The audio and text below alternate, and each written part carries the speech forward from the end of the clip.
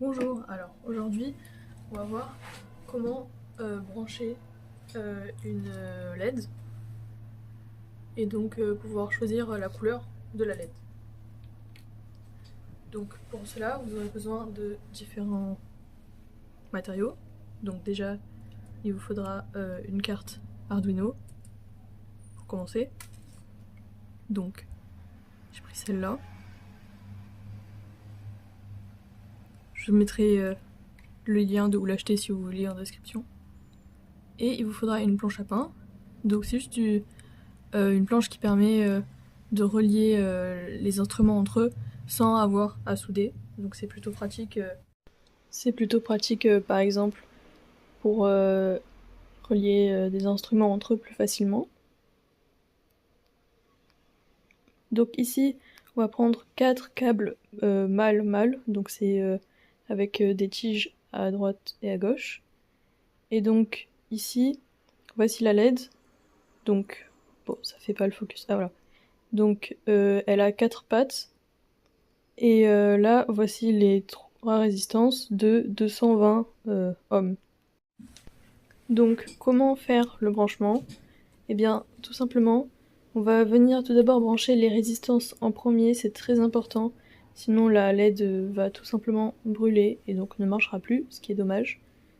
Donc, je sais pas si vous voyez bien, mais je viens mettre une des premières résistances dans un des trous. C'est pas très important tant que c'est sur la même ligne que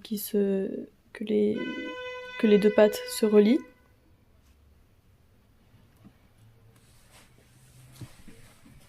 Donc voilà, une fois qu'on en a mis une, on vient faire pareil avec les deux autres.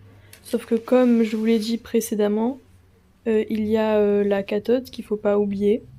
Donc c'est pour cela que la deuxième résistance, je viens la mettre un trou après celle que je viens de mettre.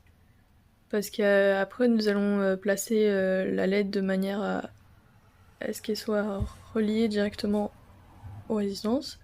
Et donc la dernière résistance, je la colle directement à celle juste avant qu'on a mis. Et pareil, je les mets toutes de la même manière.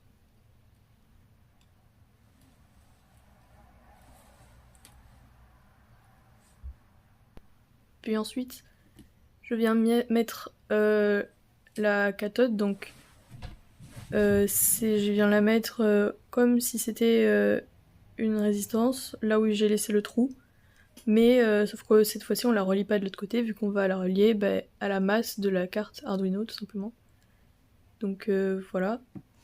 Et la masse c'est noté GND sur la carte au cas où vous vous demandez. Et donc maintenant il faut relier chaque couleur à sa résistance, enfin à chaque patte. Donc pour simplifier j'ai pris des fils des couleurs correspondantes. Donc le rouge, je l'ai mis à la résistance la plus à gauche, car on a vu que dans l'ordre c'était rouge, cathode, vert, bleu. Bon là j'ai mis le bleu avant le vert, mais je sais pas si on voit bien, mais le vert est avant, parce que sinon ça va pas marcher. Enfin, oui, si on croise les fils, ça va pas marcher. En fait, le plus important c'est de mettre dans les bons trous. Après, on s'en fout de la couleur du fil, ça c'est juste pour le repère. Et donc le blanc qui est la masse, je viens le mettre dans le trou GND. Donc je vais rapprocher pour qu'on voit mieux.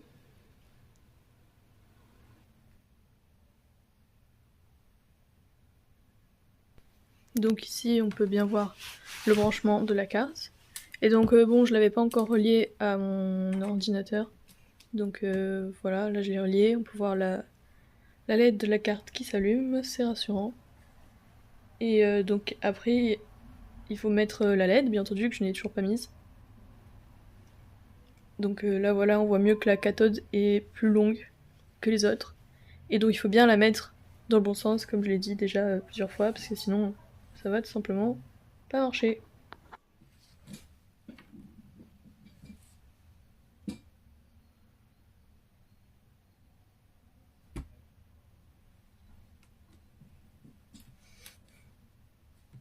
Et donc enfin, je lance le programme, on compile, Et voilà, on peut voir les LED qui changent de couleur, car le programme qui est dessus, c'est un programme qui n'est pas le mien, que j'ai réutilisé du kit, et qui donc permet ceci. Alors au niveau du code, donc ici c'est les pins qui sont juste définis, donc le bleu il est au numéro 3, le vert au 5, le rouge au 6, donc c'est ce qu'on peut voir sur la carte. Donc c'est au niveau des entrées ici, donc si jamais vous n'avez pas mis les mêmes, et bien il faut juste changer le numéro.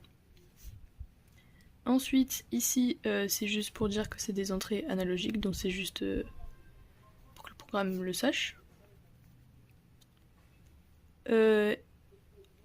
Ensuite ici c'est juste le temps qu'il y a entre chaque changement de couleur de la LED. Et après on prend une valeur pour ici on prend le rouge au maximum parce que les couleurs c'est codé comme sur les pixels vu que c'est des couleurs et c'est codé entre 0 et 255.